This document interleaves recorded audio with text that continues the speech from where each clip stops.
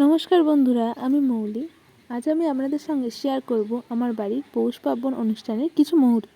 এসো মা লক্ষ্মী, বসো মা লক্ষ্মী, থাকো মা লক্ষ্মী ঘরে ঘরে। এসো মা লক্ষ্মী, বসো মা লক্ষ্মী, থাকো মা লক্ষ্মী ঘরে ঘরে। গাছে থাকা ফুল ফলার মাঠে সোনার ধান, ও মা গাছে থাকা ফুল ফলার মাঠে সোনার ধান। দুধে ভাতে বেঁচে থাক মা তোমার সন্তান, ও মা তোমার সন্তান। এসো মা লক্ষ্মী,